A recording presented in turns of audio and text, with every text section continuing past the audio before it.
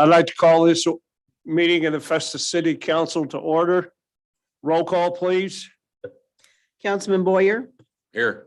Councilman Underwood, Councilwoman Templeton. Here. Councilman Weiner, Here. Councilman Dennis, Here. Councilman Venz, Councilman Cook, Here. Councilman Tennant. We do have a quorum. Pledge of allegiance. I pledge allegiance to The flag. the States of America and to the republic for which it stands, one nation, under God, indivisible, with liberty and justice for all. Thank you. You may be seated.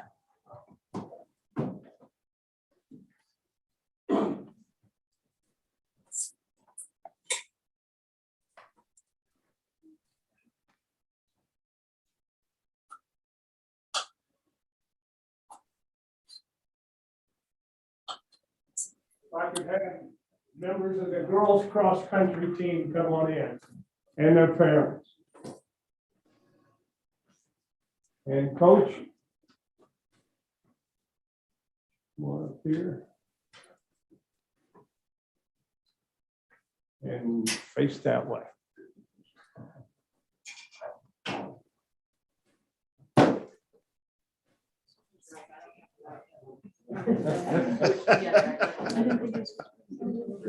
All they do, they're a team, they like each other. Yes, yes. Whereas the girls cross country team of Festus High School is comprised of a dedicated coaching staff, talented runners who have extraordinary training regimen, and the encouragement of classmates, staff, friends, and family. And whereas the girls cross country team of Festus High School have a total of 2 state titles and finished 5th in the Class 4 state meet, 4th in the Class 4 District 1 meet, and 1st place in the conference. And whereas the girls cross country team of Festus High School includes 3 all-district athletes, and whereas through perseverance, hard work, and dedication, the girls cross country team of Festus High School in Festus, Missouri are one of the top 5 high school cross country teams in the state. And now, therefore, I, Samuel F. Richards, Mayor of the City of Festus, Missouri, along with the City Council, do hereby proclaim November 22nd, 2021 to be Festus Girls Cross Country Team Day.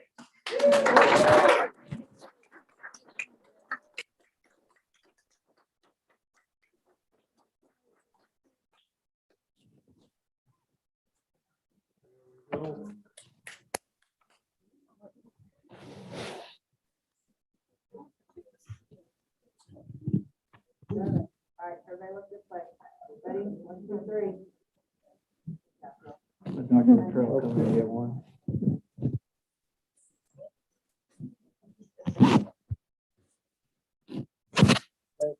Thank you, girls.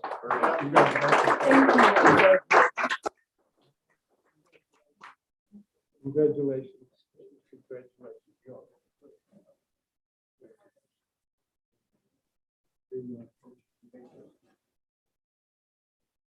All righty, thank you all. Thank you. Now we can have the boys come in.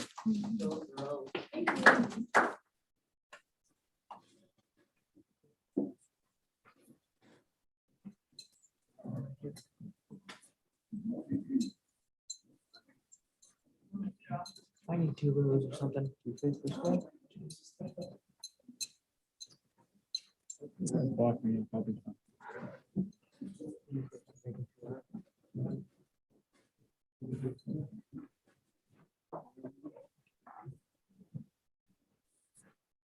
Whereas the boys cross-country team of Festus High School is comprised of a dedicated coaching staff, talented runners who have an extraordinary training regimen, and the encouragement of classmates, staff, family, and friends.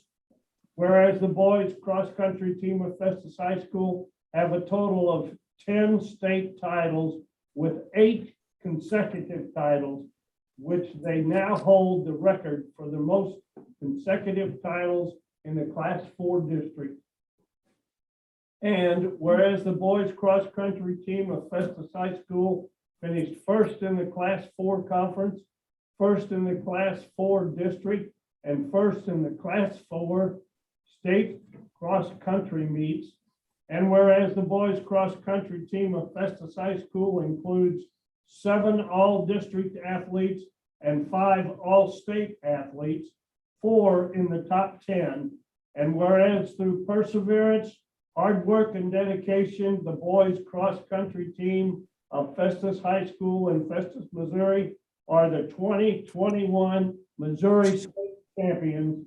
And now, therefore, I, Samuel F. Richards, Mayor of the City of Festus, Missouri, along with the City Council, do hereby proclaim November 22nd, 2021 to be Festus Boys Cross Country Team Day in the city of Festus, Jefferson County, Missouri.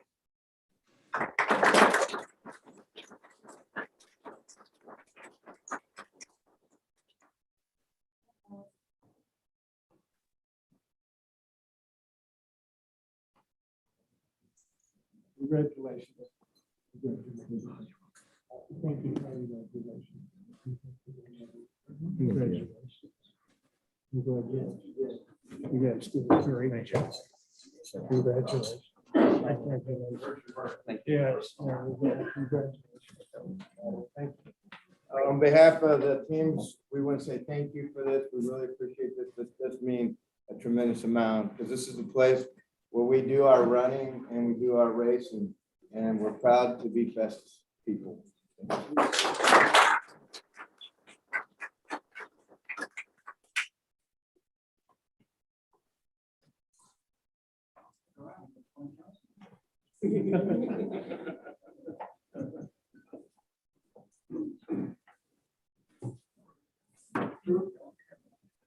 Approval of the consent agenda.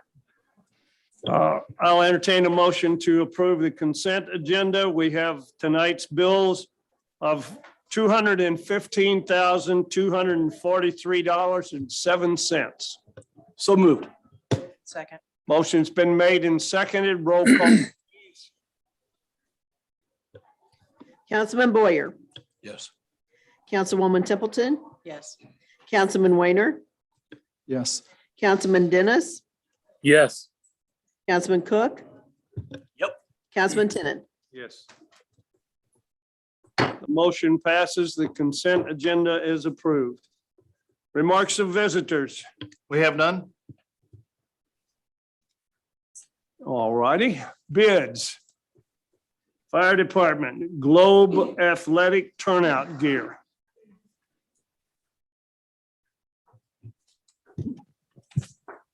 Looking to purchase some new turnout gear this year. With this proposal to buy 7 sets.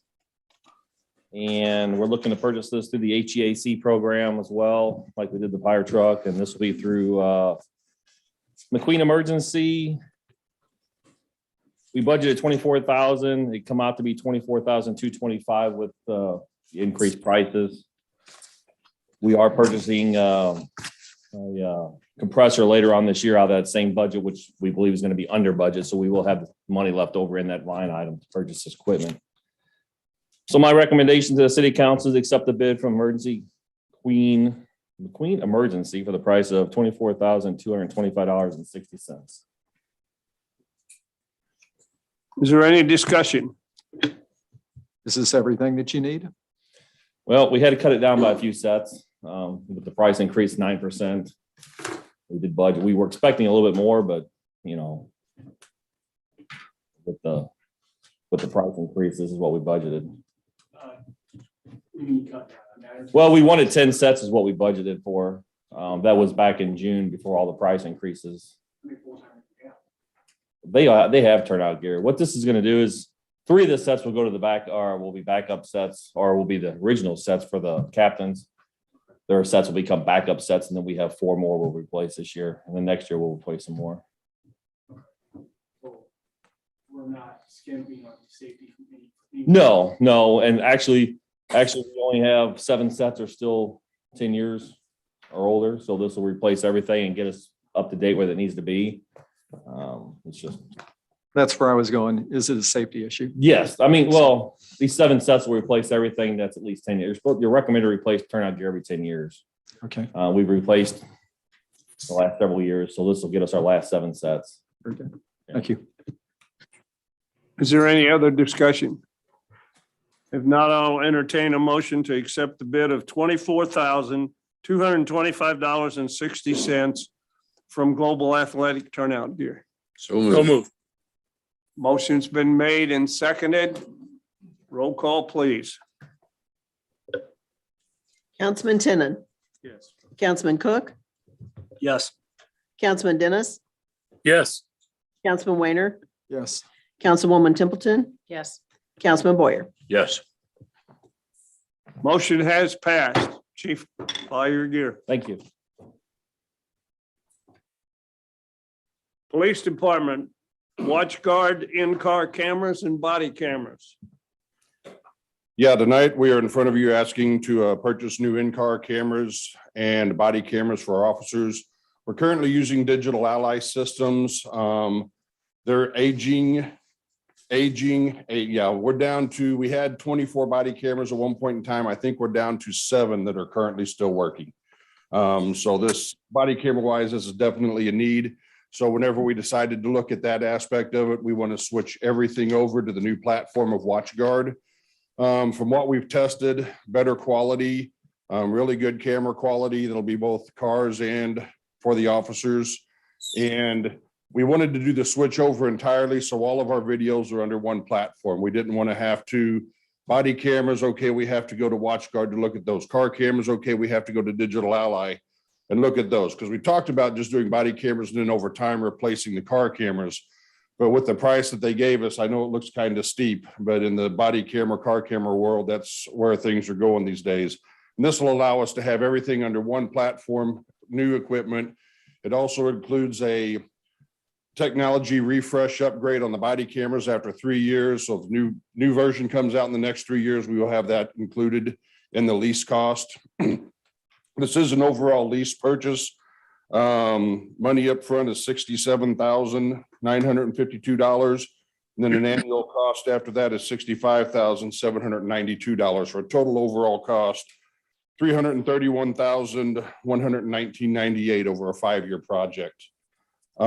This is a little bit under what we budgeted because, believe it or not, in these day and times, whenever they came out and actually did the measuring of where the wireless access points will go on the building, which allows the cars to download without having to pull camera cards out of them. It was a little bit cheaper than what they had originally quoted once they got that final price in.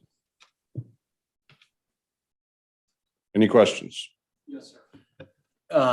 What happens if I'm taking your first statement on your cameras. We had 23, we're down to 7. What happens with this new batch of cameras? We start having issues, conflicting, they don't work. You said lease purchase, so That is part of included. The cameras go down there, they will replace them with, it'll be a refurbished camera that they replace them with, but they will replace those cameras for us while we're going through this process. It's a 3-year lease purchase. So at the end of 3 years, 5-year lease purchase. Okay, so at the end of 3 5 years technology refresh. After 3 years, they will replace all the body cameras. Okay.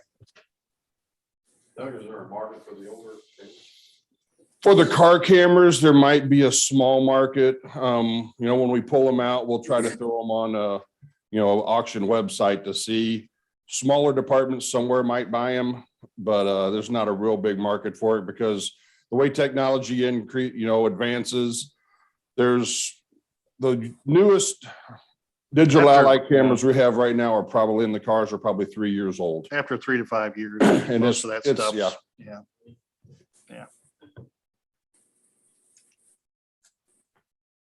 Any other questions? Is there any other discussion? Hearing none, I'll entertain a motion to purchase a lease for body cameras and car cameras from WatchGuard for a price over 5 years of $331,119.98. So moved. Motion made and seconded. Roll call, please. Councilman Tinnon, Yes. Councilman Cook, Yes. Councilman Dennis, Yes. Councilman Weiner, Yes. Councilwoman Templeton. Yes. Councilman Boyer. Yes. Motion passes. Thank Chief, you very much. Our officers really appreciate it.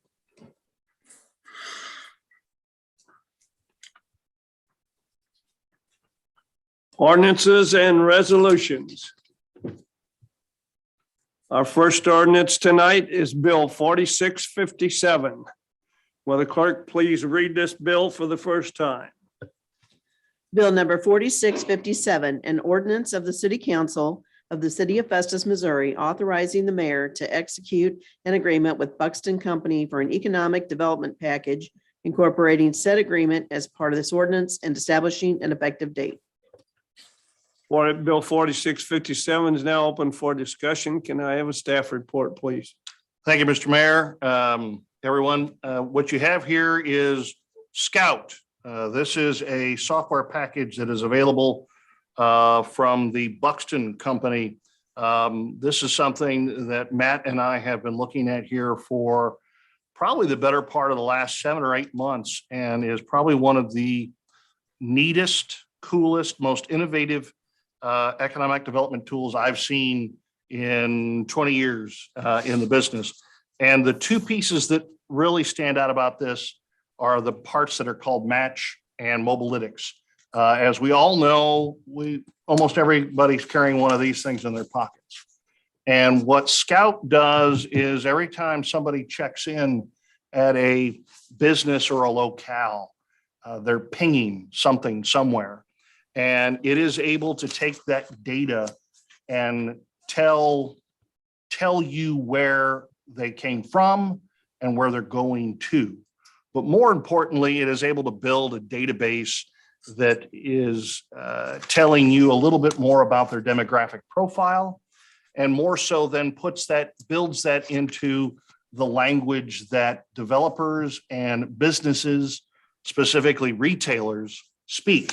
And that's the language that we want to speak, so that when we are identifying and targeting businesses and retailers that we want to come to Festus, we want to be able to speak the language that they speak, so that when we have open lots or lots that we feel that need to be redeveloped in Festus, we want to be able to target retailers and say, we want you to come to Festus, and these are the reasons why.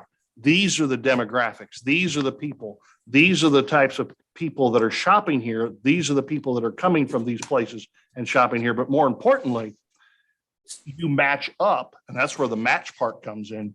You match up with our market, and here are the reasons why. The mobilytics are, these are the people that are already coming here, and these are the reasons why. So it is really one of the neatest tools I've seen work. We had a couple of demos, a couple of run-throughs with it, where we had a chance to look at some of our downtown specifically. We also had a chance to look at some of the properties in the Gannon Plaza, and some also over in the Goodwin development, and match that up with some of the retail restaurant chains, ones that are not located in our market right now. And an opportunity for us, I think, moving forward to be able to say, okay, these are businesses, these are restaurants that we want to see come to Festus. And the ones that match as far as what works with Festus, the demographics that work with Festus, it really gives us, I think, a leg up moving forward. And Matt, if I left anything out, feel free to jump in. The only thing I want to mention is make sure people understand that this isn't just for the attraction of new businesses. It's also to help businesses that are here stay and be successful. And so one of the examples that Greg mentioned just briefly was that we looked at the intersection of Main and Mill at a certain restaurant that's there, and analyzed who had visited that restaurant in the last, I think it was 60 days. And then they threw whoever those who's were on a map of the United States. And you should have seen those pink dots explode all over that map. Now, is it really important who in Utah is visiting that restaurant? No, but it is very important to us who in the St. Louis area, where those households are located. And so we can focus our local marketing efforts towards those households and in those demographics. And so those are tools that Greg and I have access to that we can share with our local businesses to help them be more successful in what they're doing every day. They have limited dollars post-COVID to be spending for marketing. You want to spend those marketing dollars where they're going to make the biggest effect. And if a publication, a newspaper in Baldwin is where 40% of their out-of-town visitors are coming from, that's where they need to spend their money. We're not going to be spending the money for them. These are things they have to take upon themselves. We're going to just help them be successful. And those are tools that we'll have access to, and we'll be able to use to, again, bolster both existing and hopefully attract new businesses for Festus. So what this is a one-year agreement. We did budget for this, anticipating that when we put this out with the RFQ, that we would get Buxton and Buxton alone to submit and respond, which they did, which is what you have in front of you here this evening, but happy to answer any questions related to that. Not so much a question, but just an observation. I've been, here forever, and wondering about marketing and so on. And it's especially cool. It's ultra cool. That's like way up on the cool chart to be able to see the data that's being driven and be able to just reciprocate that marketing plan to that data rather than taking a shotgun approach and just firing away and seeing what might happen. So, we talked about why don't we have restaurants or whatever the case may be in town here with the demographics that we're able to produce for these restaurants. I mean, I can't see anything but good coming out of this. I think it's a wonderful proposition. Thank you. Are there other companies that do this? No, that's Buxton really has cornered the market when it comes to specifically Mobalytics. There are other companies that do, obviously, being able to tell you, where people come from and where they're going to. The match piece of this, where they're able to take that market data and drill all the way down to a land parcel and say that this particular location and a good match for this parcel is a Culver's or a Jack in the Box or whatever. The idea being that you can, and then being able to then take that market data, very specific market data that is in the language that those businesses speak, and you can reach out to them and say, hey, we were using this technology and this is what we've come up with. And then we get to communicate with them. That's the key here, is then we go on the offensive and we reach out to these companies and say, we were doing some research and we came across you and we feel that you're a good fit for us. We're a good fit for you. That I completely agree with. My only question was, is there competition in that market? No. My other question would be, as far as the match goes, where are they getting their information?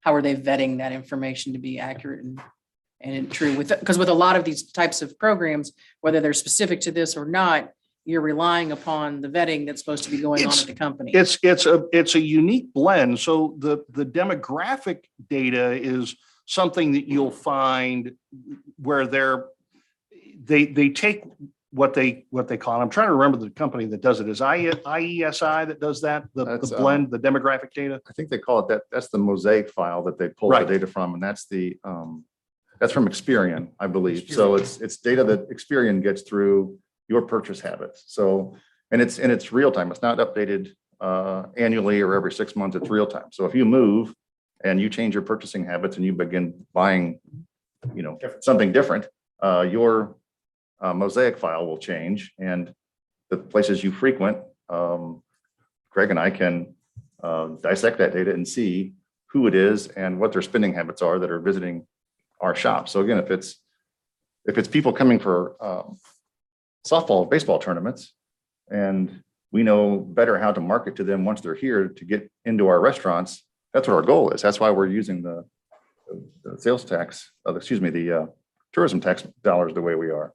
So if we can spend that more wisely to get a bigger bang for our buck, this is one of those tools that's going to help us do that. one-year contract. We aren't like tied up Correct. for. Correct. Is there any other discussion?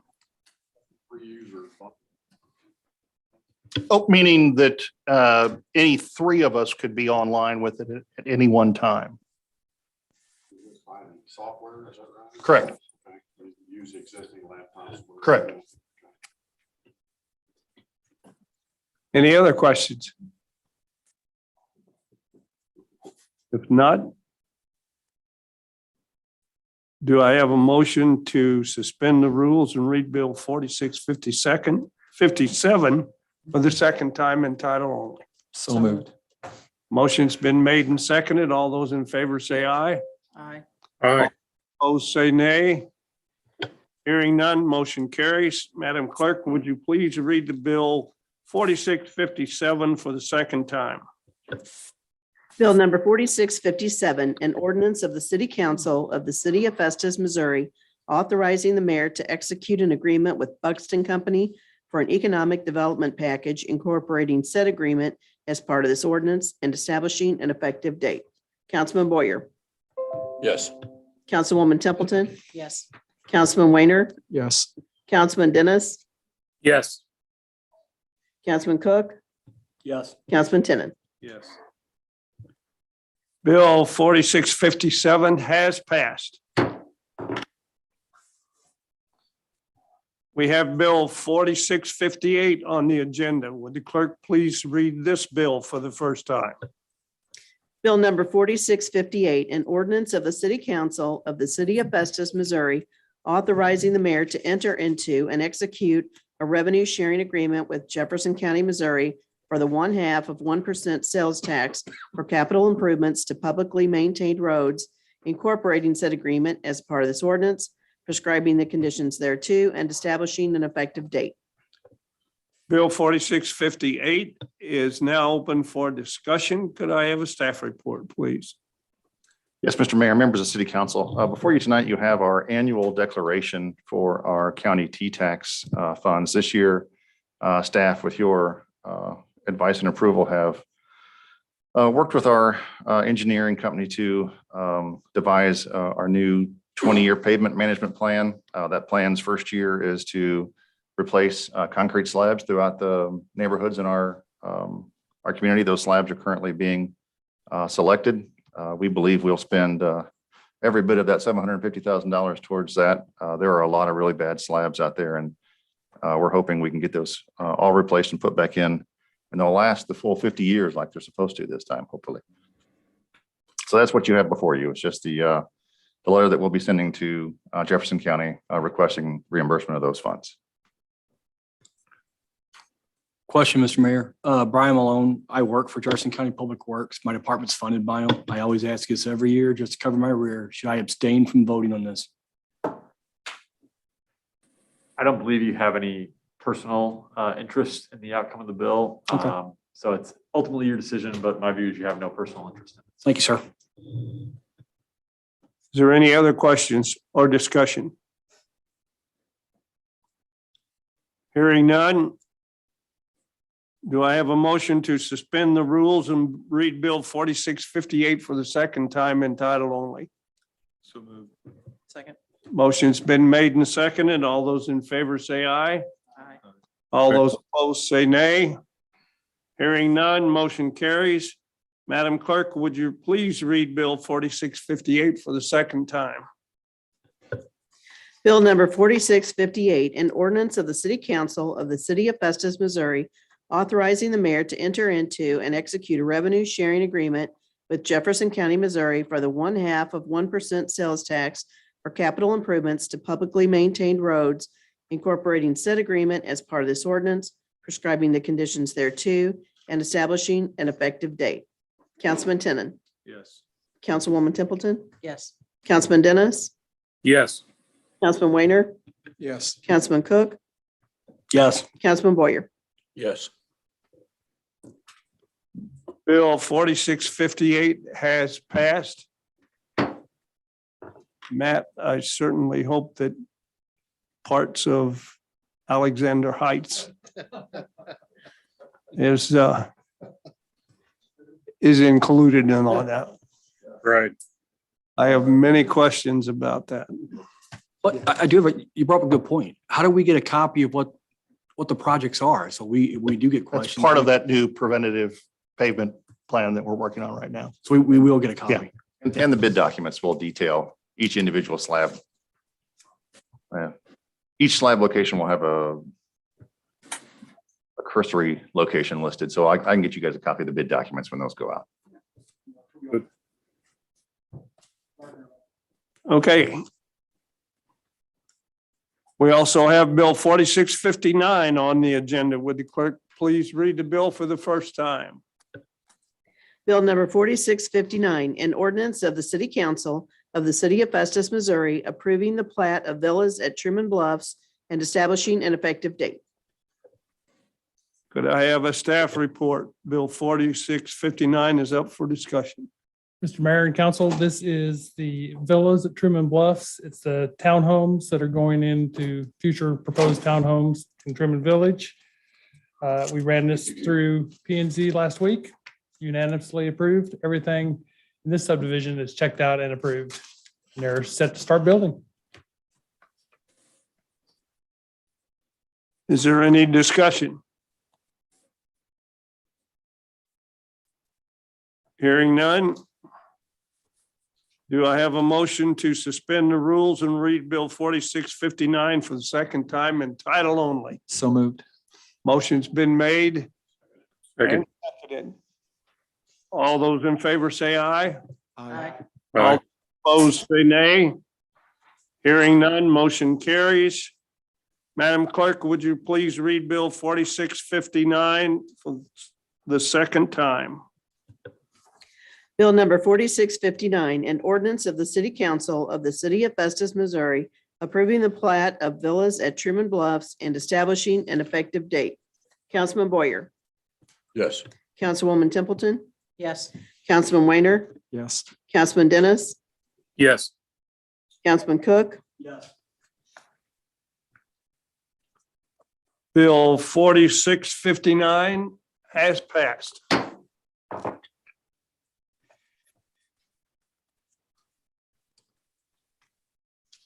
Now we have Bill 4660 on the agenda. Would the clerk please read the bill for the first time?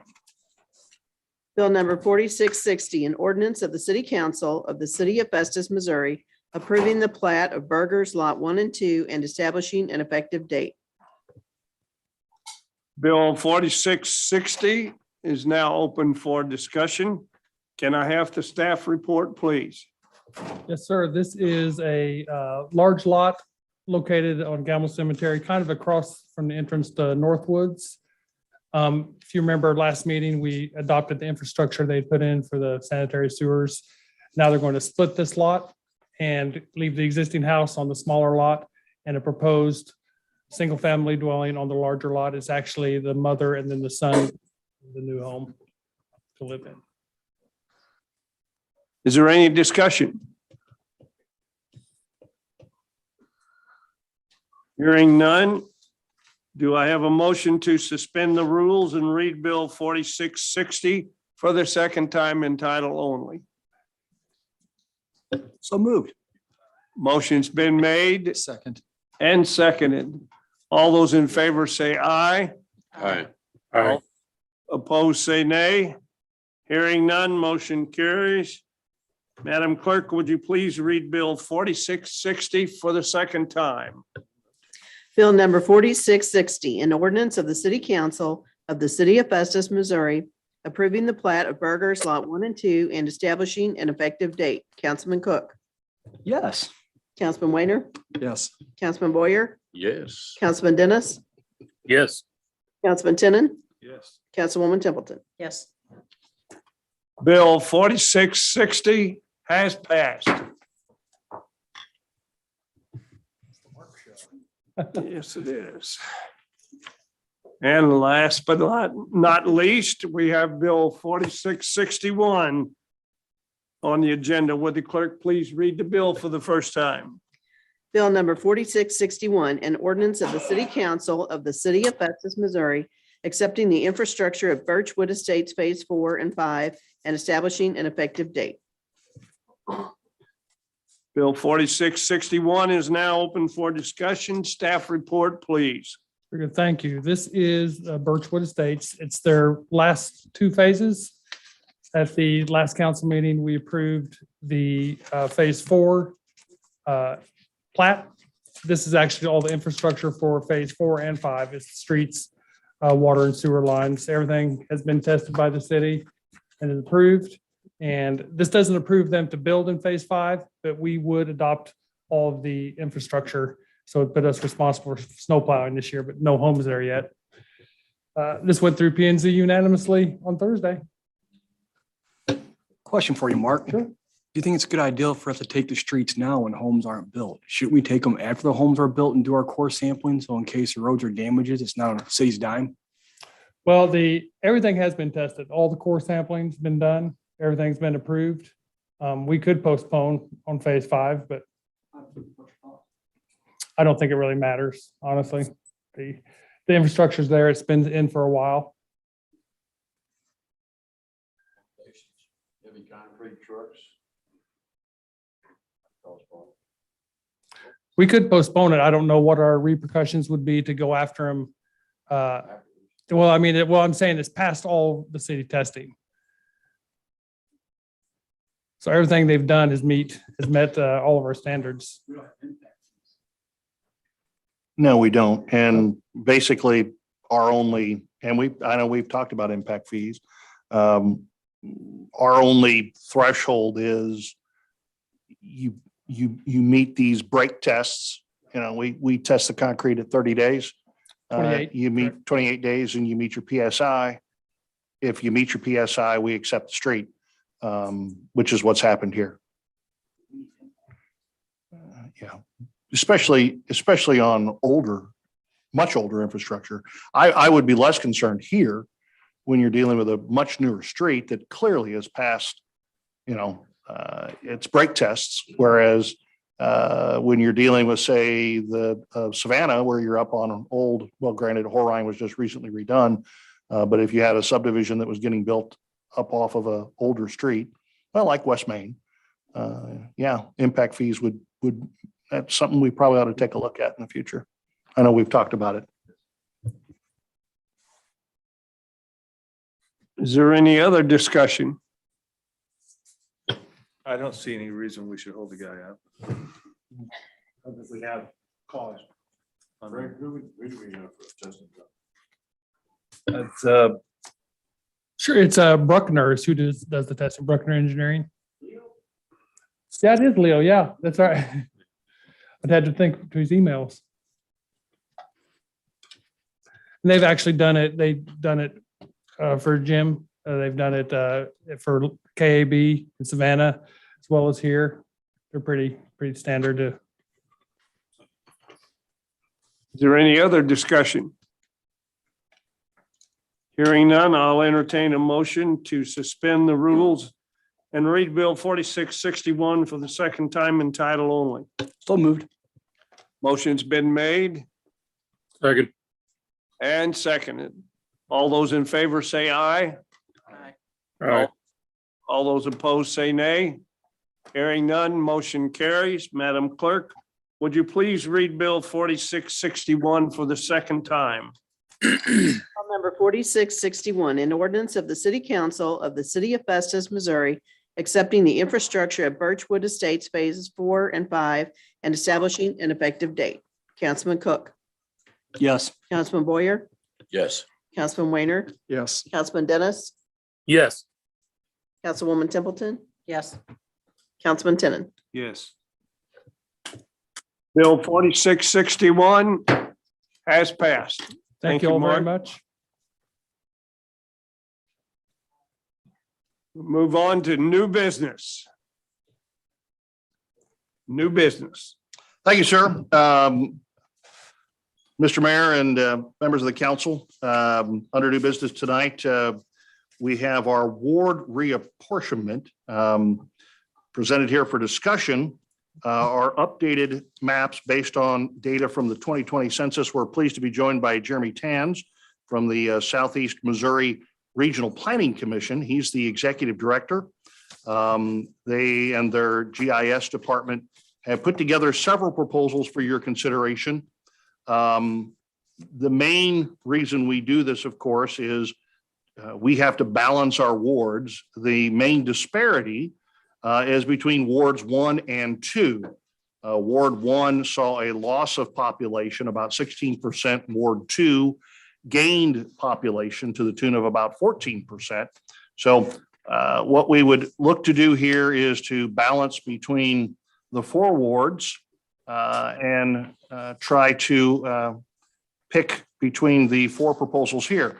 The simplest, of course, is proposal A1, but if we wanted to try to clean up the map, so to speak, there's some other proposals here as well. Jeremy, I'll turn it over to you. Okay, yeah, we put together a few different proposals. A1 was the simplest. We took the existing Warden batteries and we just shifted a few of the blocks between those, between Ward 1 and 2. It's 1 and 2, correct? 1, 2, 3. Yeah, 1 and 2. 1 and 2. Yeah, just between 1 and 2, just to get those balances back to where they should. Looking at the ward boundaries themselves, you have some boundaries that are just following property lines. They're not along streets or creeks or natural breaks. So we kind of looked at trying to balance those to eliminate those property line divisions that can shift over time. So A2, we just kind of shifted a little bit more between wards 2 and 3. And just because that there's a little triangular kind of shaped piece there on the east side there that's where it follows the property lines. So that kind of fixes that. It brings it down to follow the streets and it brings those balances out. Then we kind of went a little more extreme. We looked at a proposal B1. B1 was an attempt to kind of quarter the city back up into normal quarters rather than having kind of things shifted around to where they were. These are a little more drastic.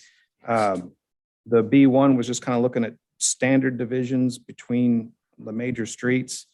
And then B2 was refining those a little bit and making the shifts. You can see those deviations are on the lower right-hand corner of the maps you were provided. A1 being the simplest, that total deviation is 3.31%. That is the total between the highest populated ward and the lowest populated ward. That number cannot exceed 10. It must be below 10%. So you're well below 10% with that, and it's a minor change. A2 kind of does correct that one boundary. It brings you up to 3.81%, which is still good. B1 is your highest one. It jumps back up to 8.85. And you'll also kind of notice with if you're some of the alderman positions can shift wards when you get into the more drastic changes. So if you would choose to go that route, those aldermen that are affected would serve their term out in their existing current ward. When re-election comes up, they'd have to file into the new ward.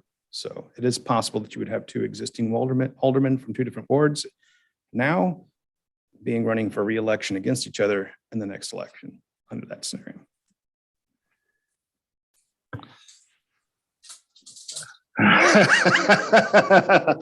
Yeah, so that I think one of the things I know I had a chance to visit with a couple of you over the course of the last week or so, and I know symmetry is a wonderful thing. It's something that we always try to take a good hard look at, but at the end of the day, sometimes you also need to take into consideration that you're also moving not just perhaps councilmen from wards, but you're also moving voters around in wards, which means they're going to a new polling place as well. So that's something to consider. I, for one, would love to be able to clean up our ward maps because they're obviously, but they were messed up a long time ago, and maybe there isn't anything we can do about that. So there is a short, sweet, simple way to fix that. Jeremy, I know you've been helping a number of cities with this exact problem. What have they typically been doing in cases like this? Usually the least impact they can make is what they've been doing. Yeah. And I think that's probably the best path for us to follow here. So does anyone have any questions for Jeremy? He made the long trip up from Perryville, so we appreciate him being here this evening. And they will be assisting us. They have to give us actually a legal, I don't know if you've taken the time to look at it. I had a minor freak out moment last week because I thought it was just a picture in the book, but it turns out it's a meets and bounds legal description of our wards. Actually, SEMO RPC will be providing us with that as well. So they'll be earning every little bit of the pennies that we're giving them to do this work for us. If you have any questions for Jeremy at this time. And if not, then I would need at least a consent, general consent from the council on which way you would like to proceed. A1, A2, B1, or B2. And we'll bring that back. The ordinance draft that we have attached here, we'll bring back to the next meeting. A1 is less impactful, right? Right. Okay, I go for A1. It keeps my neighbor in my ward. I cut his grass. I got one vote. I know that. A1 for me too. I think that's the least painful way to go.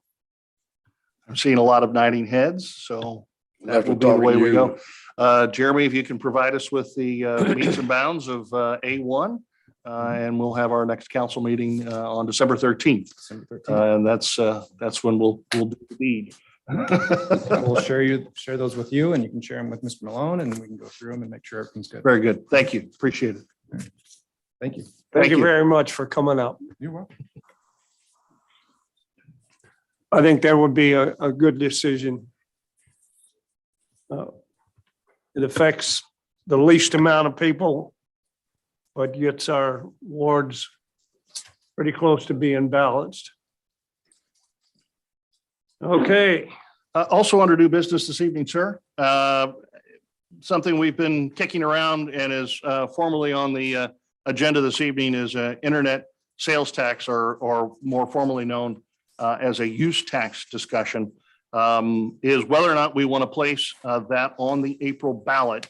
We have until January 25th to make this determination. The question is whether or not we want to set aside an amount for a particular capital project or a capital outlay within the city. According to the Missouri Department of Revenue, and the most recent estimates that we have from them are from 2019. The Missouri Department of Revenue says that use tax potential for the city of Festus is $98,000. That is an equivalent of 1.5% of our total general revenue for 2019, which was $6.5 million.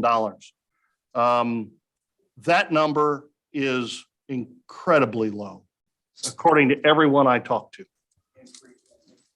And pre-pandemic, absolutely.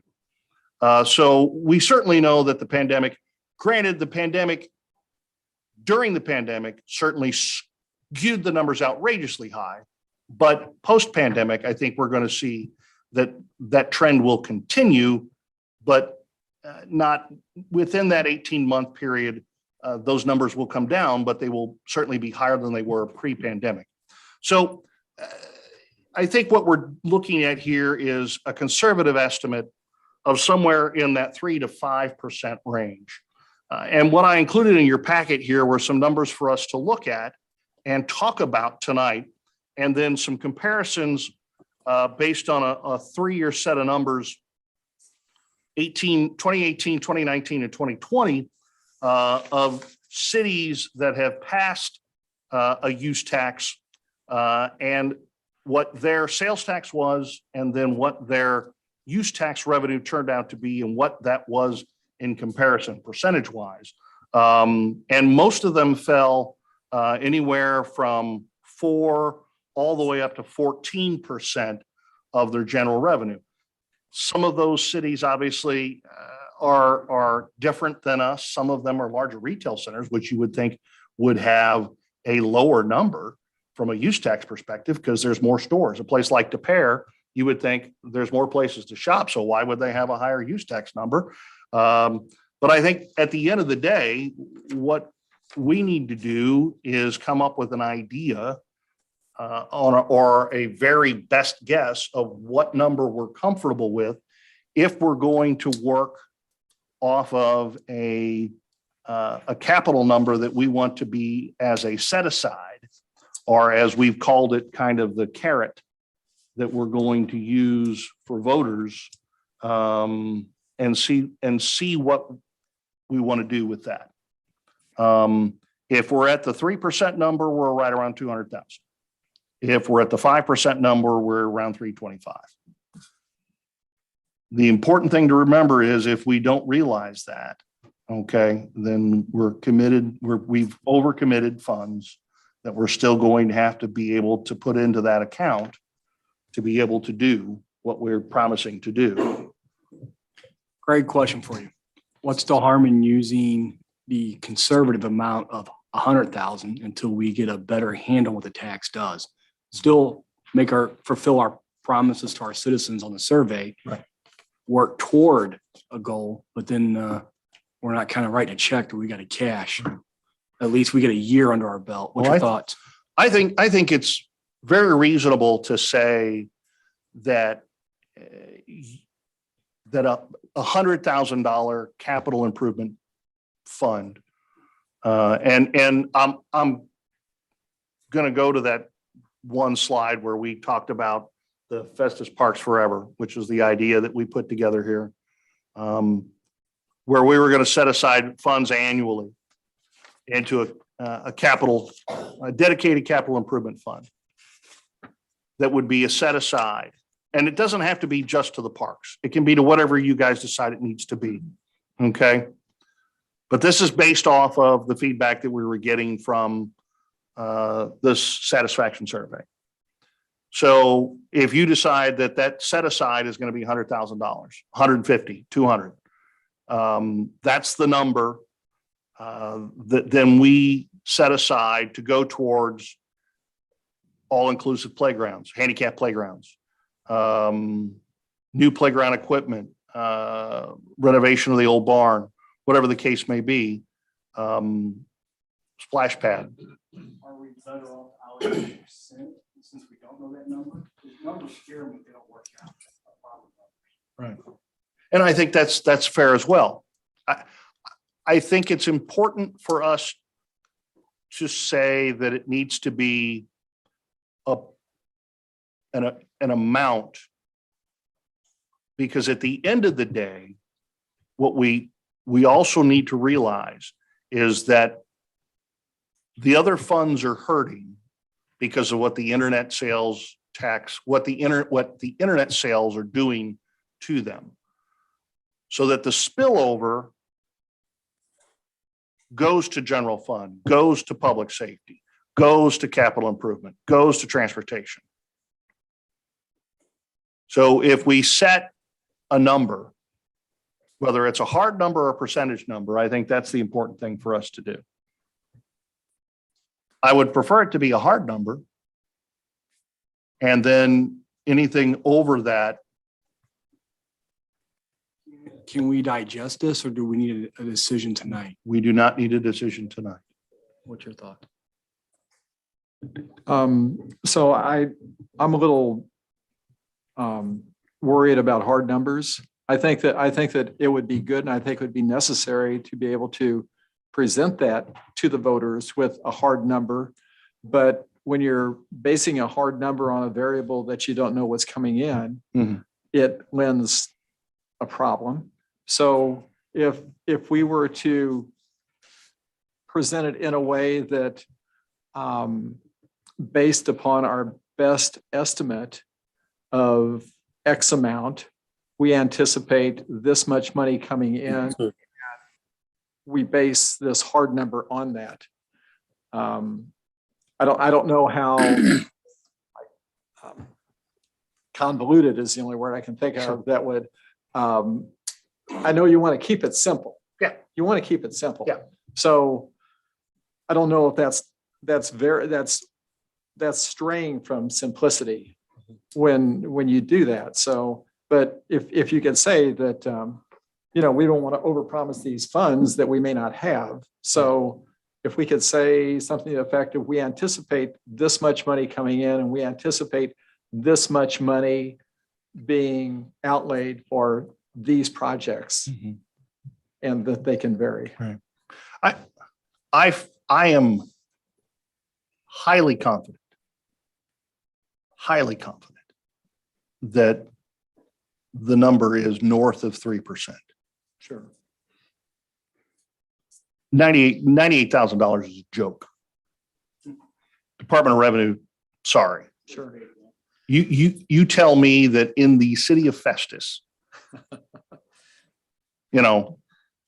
internet sales is the equivalent of, well, one, that doesn't even factor in the extra 1% that we've added in the last year and a half. Okay, so that's based off of 2% tax rate, not a 3% tax rate. So the number is flawed the second it came out of the chute. Sure. So it's the numbers, it's a bad number. It's just wrong from the get-go. Collect sales tax already in our area. Yeah. We know our number. Right. So everyone that I talk to will tell you that the number should be 7%. I'm not that bold. Oh, no. Okay, I'm not that bold. Okay, because 7% is $460,000, and that's ambitious.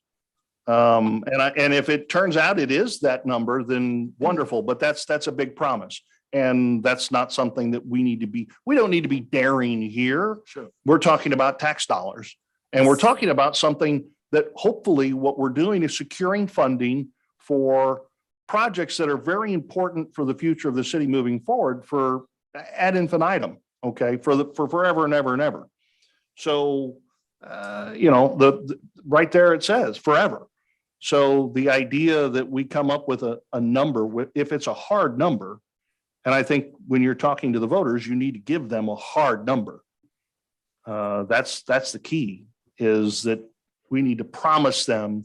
I think just as we did with the Proposition P, we gave them hard details. We were going to do this, and this. I think we need to be able to say, we're going to put $200,000 in a capital account every year, and we're going to put it towards these things. I think that's important for us to do. And when you say that you've spoken with other people that have basically Other cities that have passed this, yeah, invalidated that Yeah. number. I mean, other cities that have been through this exact process. Matt, if you want to chip in your 2 cents, obviously you talk to other administrators who've been down this road before. So Councilman Cook said it most appropriately, is that the number is not unknown. The state of Missouri knows exactly what is being purchased via the internet, because they're collecting it in our zip code. Why that number isn't something that they'll share with us is, it escapes us both. And Greg and I have tried 100 different ways to extrapolate it. I think what you guys are faced with is a decision. It's a little bit of a gamble, and that's something we don't normally do, right? We usually make very sound decisions on numbers that we know 100% what it's going to be. And this is one where we have to kind of walk out on that plank a little bit and peer down into the water and just kind of we're going to land. But I think what Greg is explaining to you guys is sound. $98,000 is not the number. That may have been the number, again, before we passed a tax, before we had the pandemic. Where we sit now is probably closer to $200,000 at the minimum. And I think that is a number that actually will give us enough money to do the things that we're saying on this list that we want to do in a reasonable amount of time. I don't think people want to wait 20 years to get a dog park to come in. They'd like to have these things happen in some kind of fairly rapid fashion. We can't renovate the barn with $100,000 a year. I mean, that doesn't work. But I think 200,000, we get a whole lot longer down that road and can do some big things. And everyone that Greg talks to, I've spoken to some different guys too, throughout the St. Louis region and over the state that have contemplated this. And they've all been floored with the amount of revenue that is realized through the use tax. But again, even that they've been so bold and they've been so successful, it doesn't give me enough bravado to tell you, okay, let's budget for 5% and we'll see how it goes. It's just not the business we're in. I can tell you all of the surprises across the state where cities have passed their use tax and the returns start coming in and it blows them away.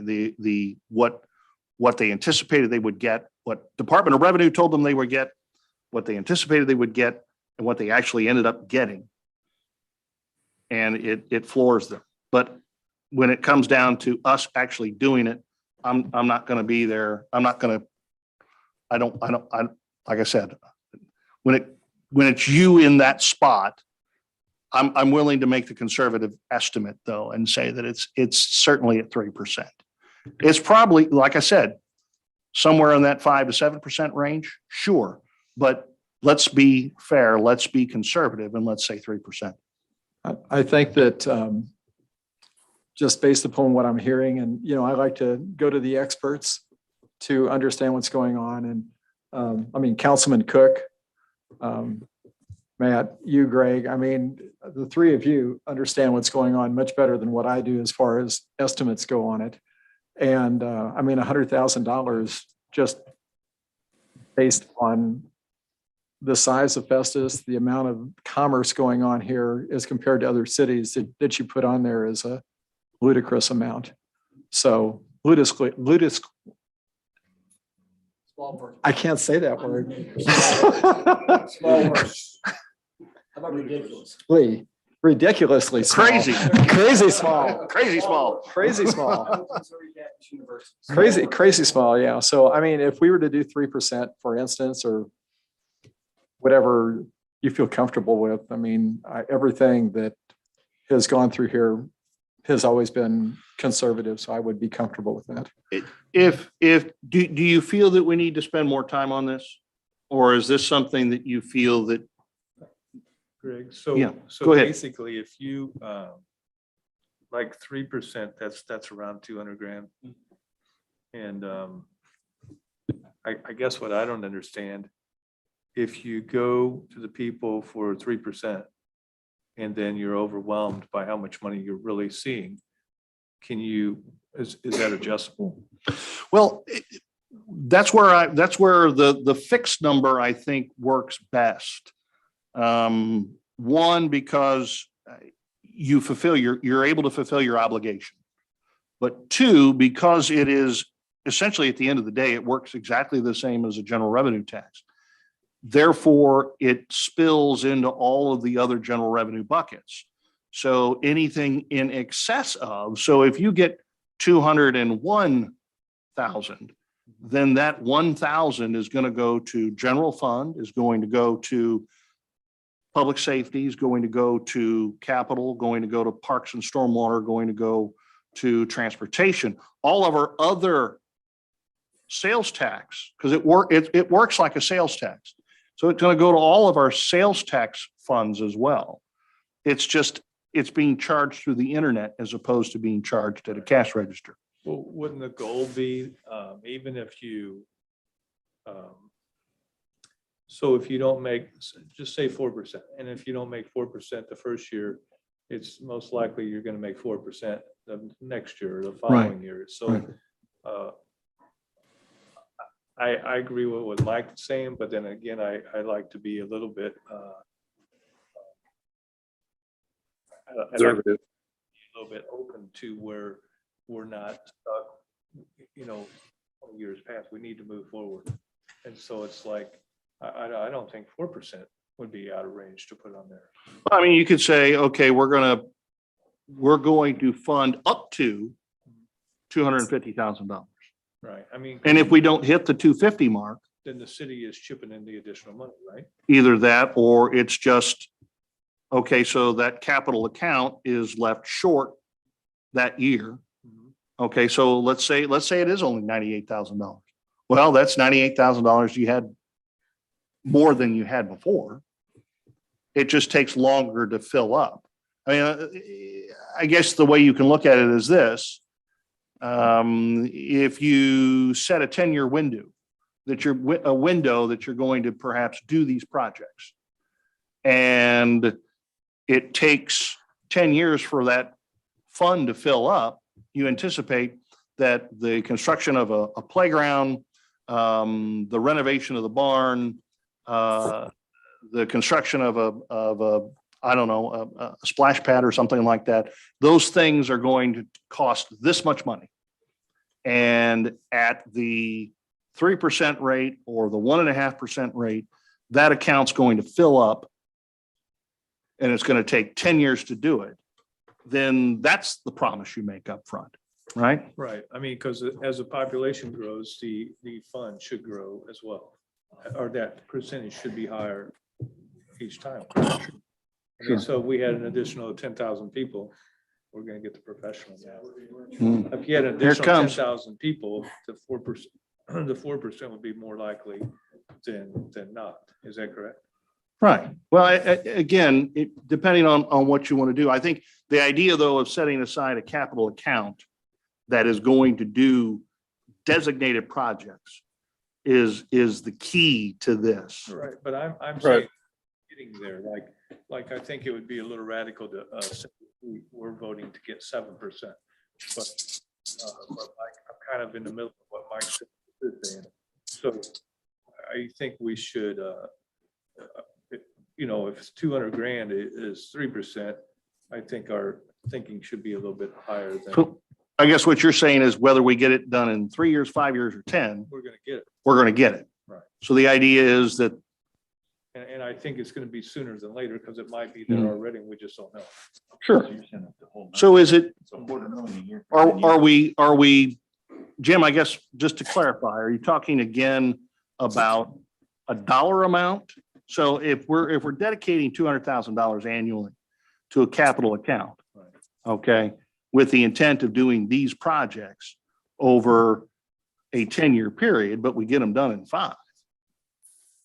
Because, I don't see what to do. yeah, But the overflow still goes to the general account or to. goes to the other sales tax funds, And correct? then we can still, if we really want to send it out in a newsletter that we've got an extra $25,000 that we. We're going to put it back into the fund. Right, But right. at least we're getting it, right? right. Or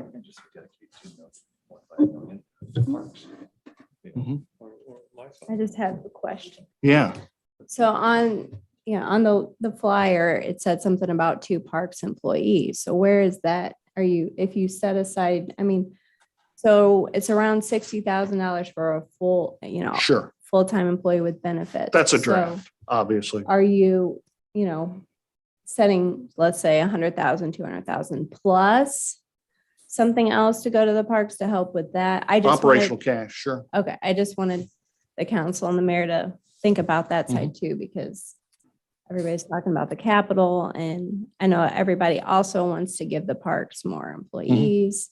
So I just wanted you guys to think about that too. Yeah. So that's all I had. I just wanted to add that in.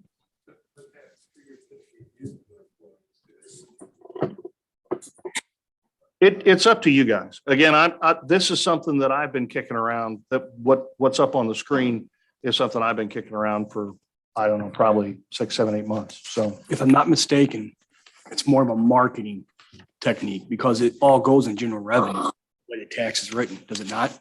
It can't be a dedicated source tax to answer Jim's question. correct. Well, just as, It's just a marketing, it's So how we're going to market it. if you look, and I included this just for the sake of, this was something Brian and I talked about this week.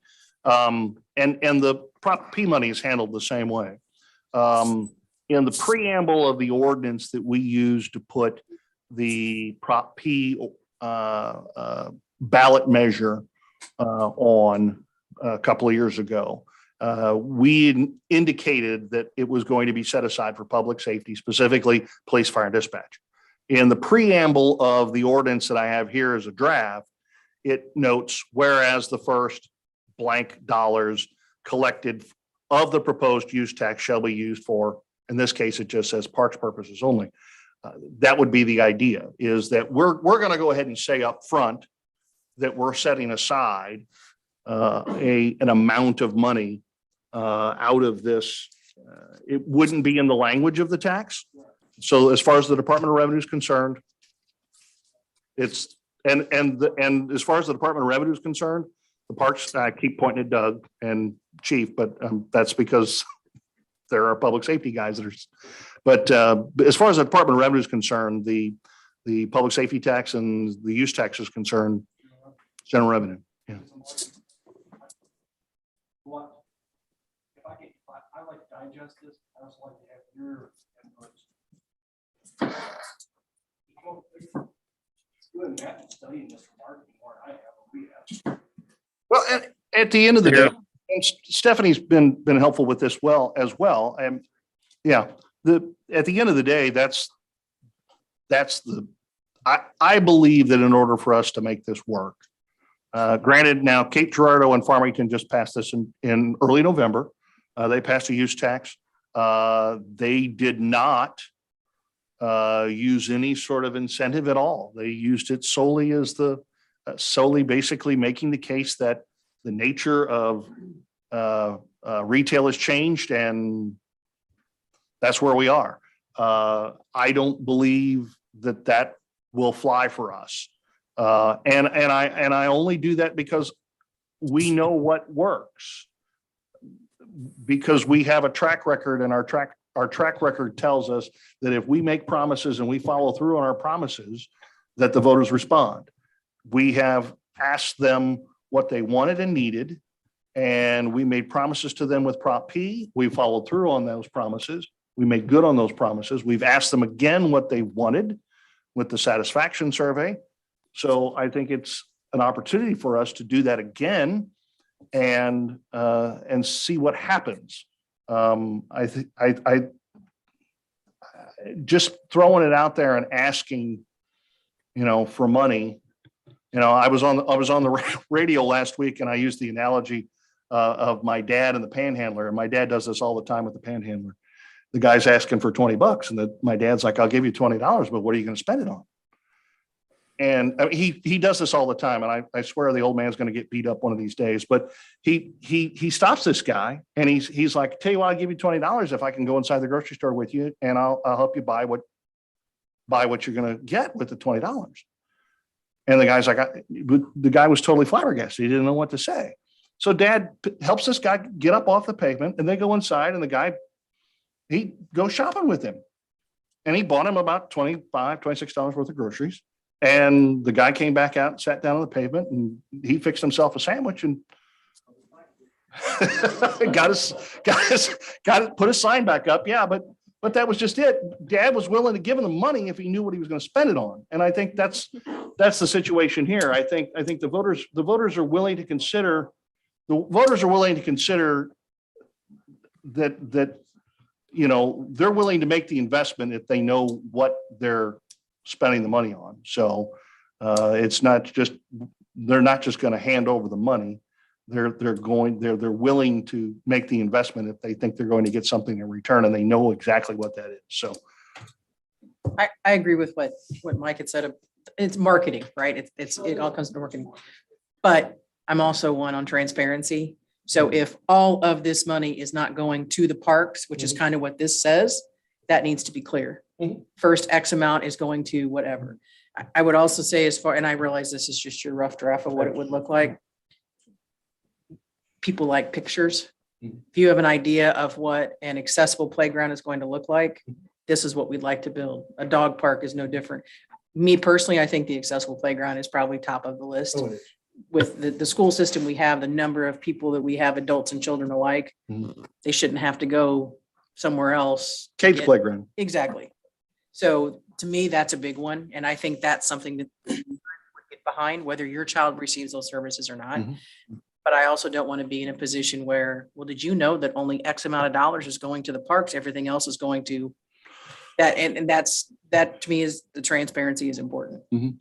Because we all feel like man, I paid a lot more for X. Why am I paying so much for that?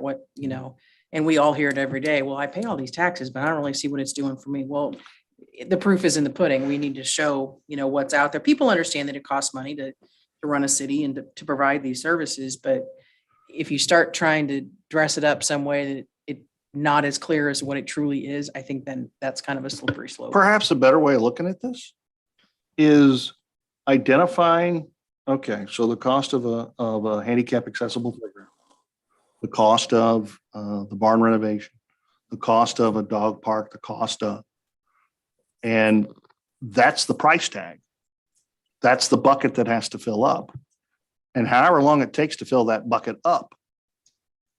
So the money, regardless of what the percentage is what's collected. And it goes into that bucket and continues to go into that bucket. And then an amount of that will continue to be dedicated to that. And then after that, it's, but upfront, the 100% of all the upfront is dedicated specifically to that source. I agree. We all have goals. As a business owner, I have a goal. I could tell you today what my goals are for next year, 5 years, whatever. So I think it's kind of the old fashioned of, hey, we're raising money. You've got the little picture and you're putting your red mark and putting your red mark and, okay, we're ready to do this now. We have this money available because of the voters passing the use tax. This is what we can do. So I definitely think people need to see what we're intending and then also need to be able to celebrate when, hey, we did that. We've gotten that done. I think makes people feel invested in their city. Is everyone, what's the comfort factor on that? Where we identify let's say we're just going to say it's a $2.5 million capital campaign, or a $4.5 million capital campaign. We'll come up with some numbers for the cost of being able to do a handicap accessible playground and some of the other items that we've kicked around here this evening. Okay. Some of these items that we feel are very, very important to us and to the community, and have a grand total. And regardless of what that percentage is, whether it's $98,000 or $424,000, it doesn't matter what that number is. All of that is going to go to that capital account until that total is met. And then a amount after that will be set aside for operations and maintenance. And the rest of it would then, of course, go to the respective other sales tax funds. Devil's advocate. Go ahead. I still rather have you, Matt, and Steph come up with a plan and present it to us because we're like way into this. Yeah. Second problem is if my item's not on that list, I'm not voting for it. That's what scares me on marketing. That's what scares me on tax request. If my topic of hot buttons not on that list we just came up with, and that's what we're going to campaign on, you just lost my vote. Right. That's what scares me. So again, I'm gonna refer back to you, Matt and Steph. You guys have done the marketing. You're the experts. Come up with something. I think so. That's where we go back to the satisfaction survey. We got to lean into that a little bit. And that's why we did it in the first place. Not the only reason we did it, but a partial reason why we did it was to get a feel. Maybe this is something we could have a work session on, because like Mike said, we're way into this, and what's our time frame? We have to come up with an answer. Because I'm hearing a couple things. I'm hearing a number. I'm hearing a way, we're going to spend it on what we want to spend it on. You know what I'm saying? I think what's our time frame where we have to come up with a hard answer? If you want it on the April ballot, we need to decide by the 25th of January. Well, I think you get some proposals together, you and Matt, and we can start dissecting them. When, where, and how, that's up to the mayor, but that's my thought.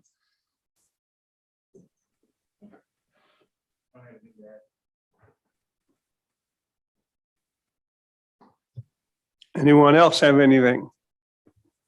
I just had one thing. So, and I'm following what we're talking about, except for a couple things. So I think Stacy did this, but which we'll go over this. People like to see, Exactly what we like to said. be rewarded for their taxes they spend. And so just like the city had the food truck come in and feed us. You know, to me, that was unexpected. And even though it was a $7-8 meal for me, you know, that's fun. And so if we have money, excess money that we don't need to spend that goes to general fund, and if we can actually help the citizens feel like they're being rewarded for something they voted for, I think that's a big plus, if that makes any sense. Yeah. Yeah.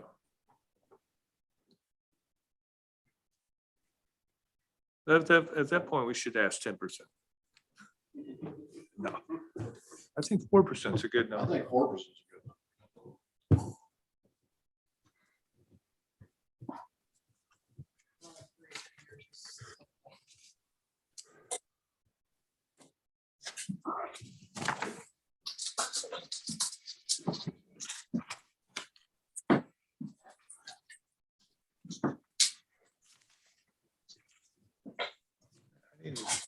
We will look at a work session, but I don't think it'll be in December.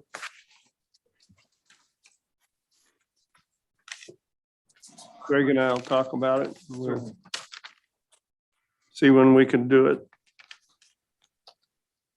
Is there any other discussion on this issue? If not, let's move on to old business. We have none, sir.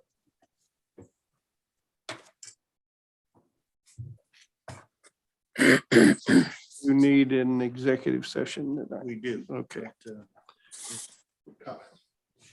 All right. Councilman Boyer.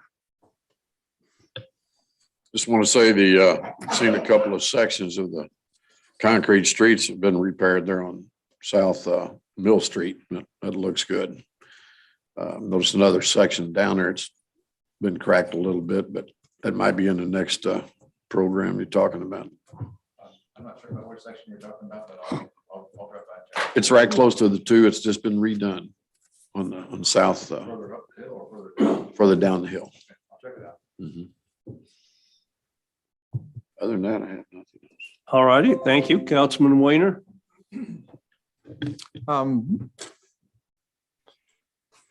Just like Councilwoman Templeton said, she used the word transparency. And I think one of the things that is really a big deal is this thing with Buxton that we signed on for.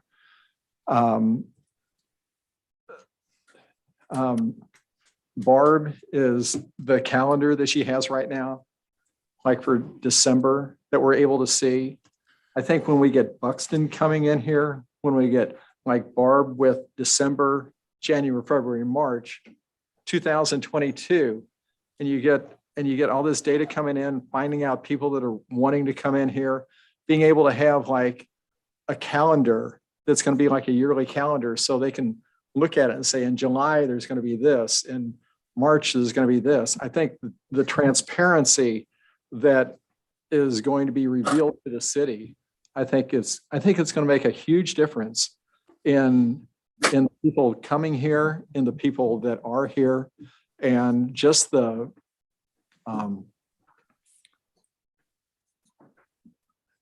ability for people to know what's going on.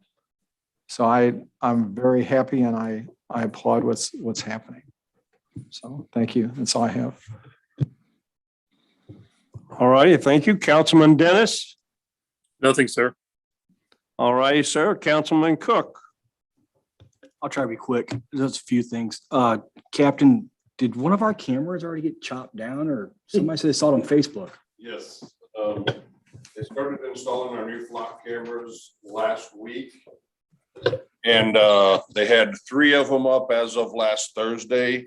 Sometime this morning, the one out on Horine Road, somebody came through and you can see where they took an angle grinder and cut the post off. Camera was on the ground. So it has been removed, brought back to the station here until flock can look at getting that reinstalled. And we're trying to figure out possibly who may have done it. The thing we've run into is those cameras kind of point one direction. And we're thinking the person came up from the backside because there was nothing that triggered the camera prior to the post being cut. Camera watching. Yeah. Camera to watch the surveillance camera. Okay. And thank you, sir. I just want to inquire, 'cause I was just asked about today. Greg, just yay or nay, 306 Main, I was in there for the dinner. Great dinner, by the way. Great lunch. Appreciate it. Still like to do some of that space. Man, talk about a good asset we can do something with. Love to get your thoughts on that. Love, if we're going to do a work session, I'd like to really discuss impact fees. I think it's time. I really do. On the use tax, are we going to allocate any money for marketing? I know we can't say vote for it, but we can do voter education on it. Yes, we can. Okay. I think now is the time to go for the count or for the tax, because the county is not going to go for their 3 taxes. So that's going to be a huge point of emphasis, I believe. I think we got a shot. And I've been in Mary's ear about this. I still think we need to get the library involved, even if it's a small portion of that pie, because we're going to need their voting support. As you guys know, the strongest block is still our seniors. My mom does not shop online. My mom goes to the library. If I promise my mom we're going to allocate some money, I just don't want to leave that, even if it's a small amount. Something's better than nothing. We gain that voter block right there. And that's what scares me about mentioning projects. That's all I got. Thank you, sir. Thank you, sir. Councilwoman Templeton, Nothing right at this point. thank you very much. Councilman Tenen? Water consistency. Does anybody know, or has anybody get phone calls about one day our water tastes like chlorine, the next day it tastes like sludge and so on? Well, why is that? Does anybody know? I get those calls and emails daily. And today I got a little frustrated and I sent the manager at the water district an email and asked him to please explain to me, help me explain to residents why this keeps happening and what they can do, to make it better. And he basically said it is 100% the Mississippi River and the inability of that lateral, the laterals that we have to pull a sufficient amount of water. They're only able right now to produce 1 million gallons per day. And that's just not enough.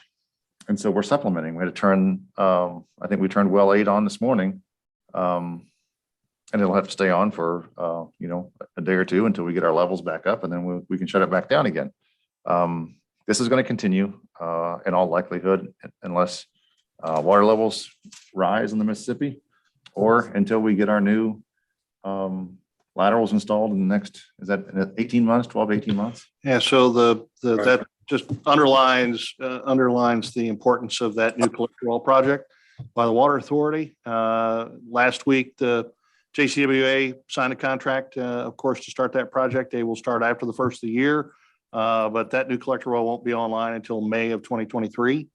So until then, when the river is down, we still have to supplement. And until that process stops, we'll have these changes in water quality, and that's when it'll smell like chlorine or it'll change in color. So basically, when we're supplementing the water with the wells, we're manually adding chlorine. Is that how that works? It's not manually added, no, but the problem is that the turbidity, the alkalinity, whatever you want to call it, the difference in the water, because of the difference in the source, reacts to each other and reacts to the pipes. And that reaction, I mean, it's I wish I could say it's as simple as water is water is water, but that water, and because of its source, it's different when it comes from the well and when it comes from the plant. And that water reacts, they react to each other and they react to the pipe. So when we change sources, you get those reactions. You'll get the smell of chlorine, you'll get the smell of sulfur, you'll get the discoloration. Those things happen when we have to supplement. So, but we've been supplementing. pretty Off and much on for years, on, yeah. All summer, probably. Certainly during the summer, when we don't have to supplement, when we only have to supplement for a day or two at a time, it's okay. When we have to supplement for more than a week, more than 5 or 6 days, that's when things start to get a little, you'll get that smell, you'll get that discoloration. And it's in the older part of town where you have the cast pipes. The areas, the newer parts of town that are in the PVC, you won't have as much of a reaction. You won't have as much of smell or discoloration. So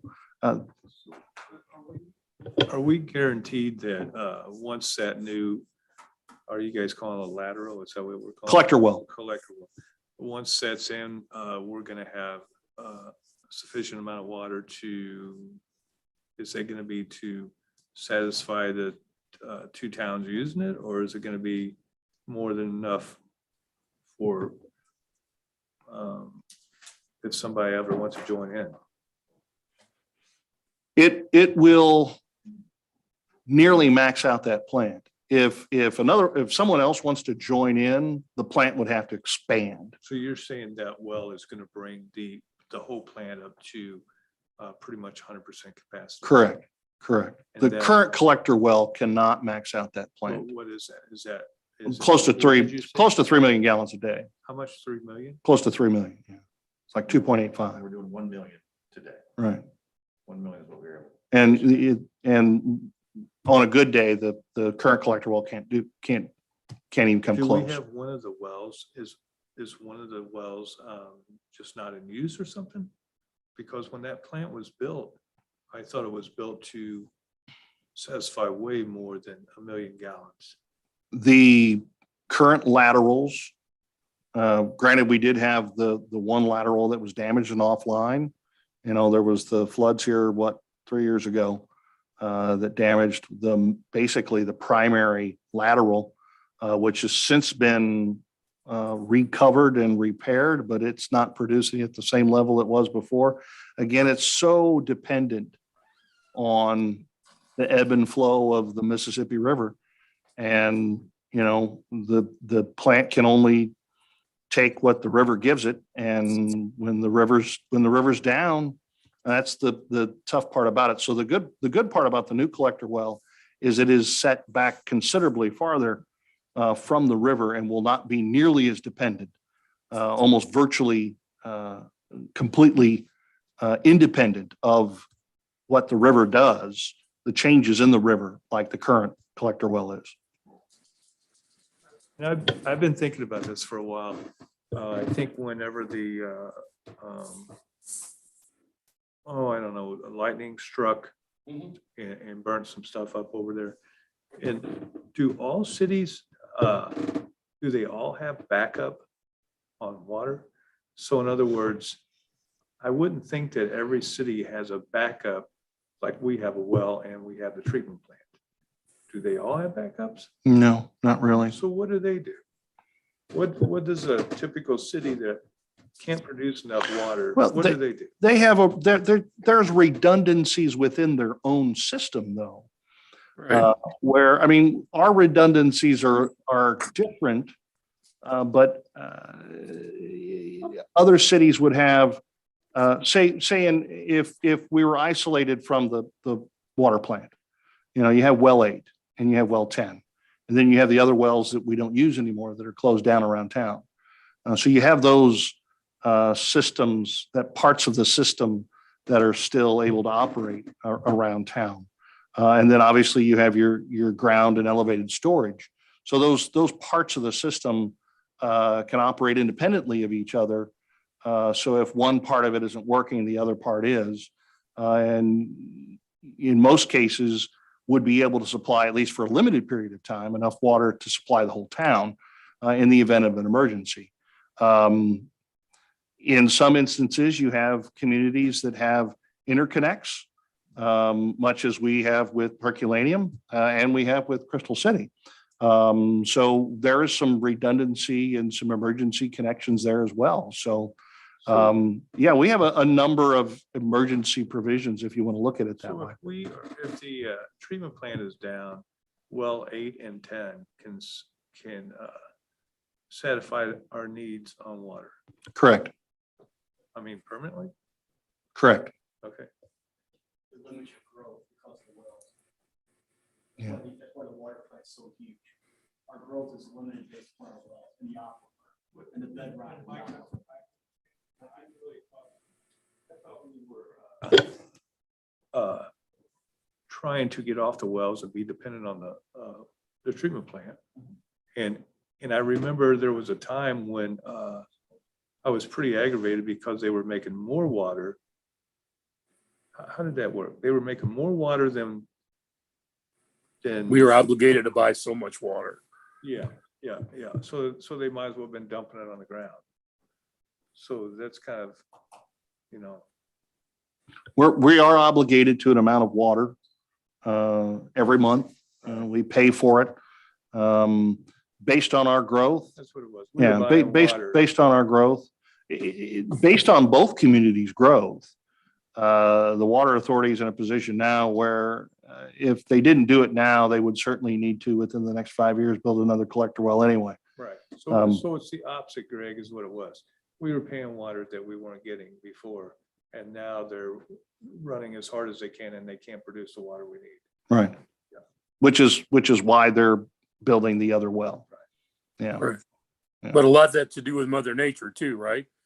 absolutely. Yeah, Mother That's the Nature factor. and the river and to be honest with you, part of the reason, based on my limited knowledge of the history of the water authority, how it came into being, Mike made a very good point when he said aquifer. The drawdown that the aquifer was seen with the ground wells in the early 2000s was part of the larger concern as to why the water authority was created in the first place. So that problem existed from day one? Different aquifer.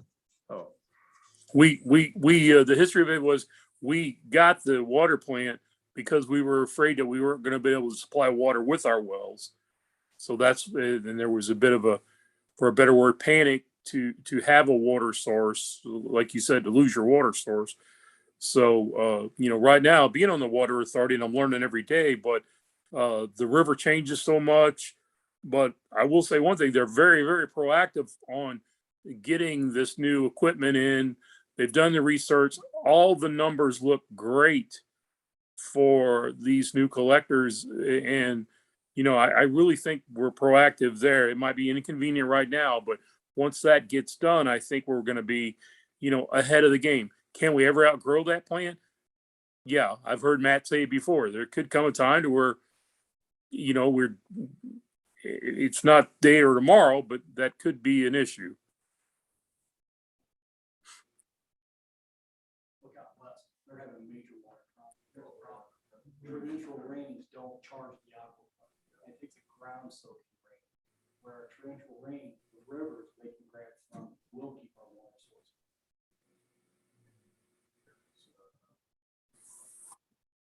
They're aquifer based. Right? You all tap on the Colorado River. Right. I want to give them a position. Where several years ago, when we spent a whole lot of money on that treatment plant and we didn't get anything to speak of out of it. Yeah, I think if you look at the actions if you could have predicted that the growth spurt that we're experiencing right now,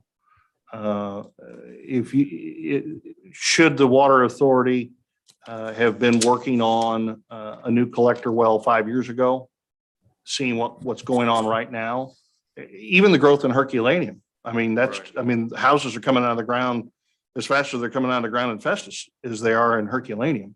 That 5 years ago, yeah, absolutely. But they are doing it now, and that's something that, a year and a half from now, we'll be able to say that we're glad that they're doing what they're doing. Right. And they're going to be we're all going to be in a better position. Okay, that's all I get. All right, thanks, sir. Is there any other comments? Just real quick, remind everybody, get your vaccination. Get both of them, then get your booster. Be safe. I hope everybody has a good Thanksgiving and we will go from there. We are going to need an executive session this evening, so I will entertain a motion to go into executive session. The legal part of it, notice is hereby given, City Council of the City of Festus will go into closed session pursuant to Missouri law for the purpose of dealing with matters related to RSMO 610021 to real estate. Thank you, sir. So moves now. Motion's been made and seconded. Roll call, please. Jim and Mike. Jim made the motion. Councilman Dennis, Yes. Councilman Tenen, Yes. Councilwoman Templeton, Yes. Councilman Boyer, Yes. Councilman Cook, Yep. Councilman Weiner. Yes. We are adjourned for executive session. We'll give you 5 minutes in between.